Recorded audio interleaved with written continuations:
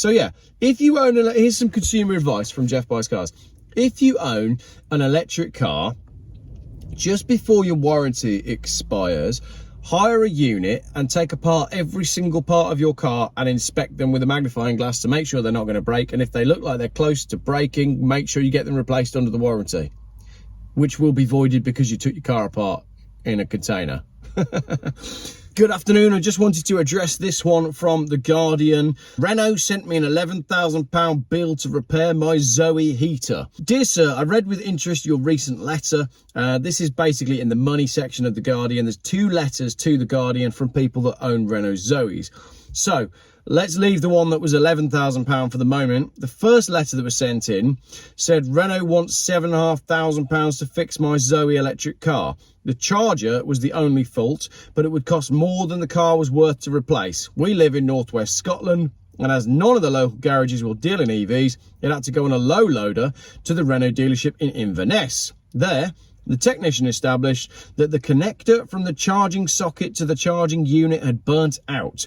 They said the whole charging unit had to be replaced and quoted us £7,500 for the work. As the car is only worth £5,600, this effectively writes it off. That was the first letter that was sent. So we've got a burnt out connector from the charging socket to the charging unit. Now, there's a couple of questions there. Why are they saying that the whole charging system needs to be replaced if it's just a connector? But maybe I don't understand what burns out when stuff burns out, and maybe it burnt out more. Maybe it's lucky that it didn't burn the house down with it, as likes to happen with many electric cars. Anyway, the one in this letter said, unfortunately, I'm having a very similar experience, but in my case, Renault wants to charge us £9,000 to repair the heater on our Zoe, which we bought new for £30,000. After 2 years, so well within the warranty period, it developed an intermittent fault with the heater. We asked the local Renault dealer to examine it, but it was unable to do so as it didn't have the correct diagnostic software. We later learned that the technician had failed to put the request on the service sheet. At the time, I did not have time to follow up further afield, as the heating sometimes worked. I didn't follow it up.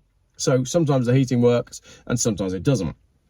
1 year later, another Renault dealer suggested that we regas the aircon system. I took it to my local independent garage, which found and fixed 2 leaks and regassed the system. A few months later, the heater died completely. At this stage, the car was 4.5 years old, and I took it to an EV specialist, which diagnosed a compressor fault. Unfortunately, it could not source the Renault part to make the repair. So I went back to my local Renault dealer, who told me they could repair the car for £1,650. After a 2-month wait, work finally started. On removing the compressor, they found that it had exploded, sending shards of metal through the aircon system.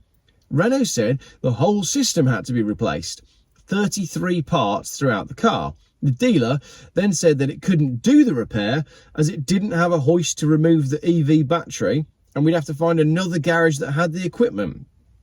My husband contacted Renault UK customer service to see if they could help, but they couldn't even tell us which dealers had the equipment to remove a battery. Eventually, we found one, but we've now been quoted £9,121 to fix it, with the £2,000 we've already paid.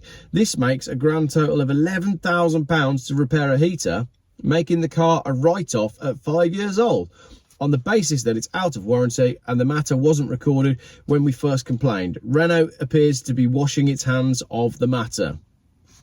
Wow.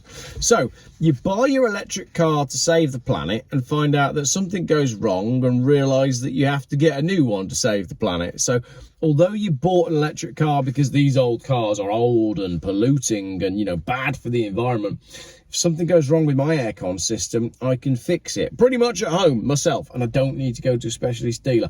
It's almost like the way to save the planet is look after your old car, because the new ones are all rubbish. Carries on. Based on this, the previous letter from the other Zoe owner that I started with quoted £7,500 to fix the charging unit. It's hard to not conclude that it's a very brave person who buys a used 5-year-old Renault Zoe.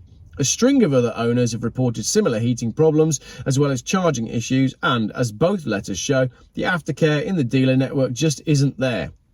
So if the dealer network only has certain dealers that have got certain tools, they need to be making that aware to you. So when you go and buy your Renault Zoe, you should be able to put in your postcode and it should tell you where your nearest dealer is that has the exact tools that you may need if your car goes wrong. Because without that, what's the point?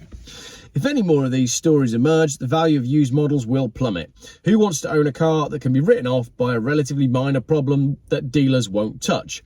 I asked Renault about your case, says the journalist writing for The Guardian, and the response was very disappointing.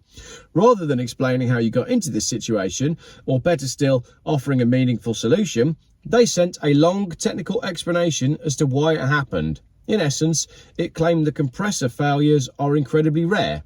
It also claimed the failure may have been caused by the work done by the independent garage when it regassed the system. Yeah, well, that's an easy thing to do, isn't it? Just blame the garage that's already done other work. The moral of the tale is to deal with these matters during the warranty period. But you're not going to deal with something within the warranty period if it hasn't gone wrong, are you? You're only going to get something fixed if it's actually caused a problem, particularly if you own an electric car.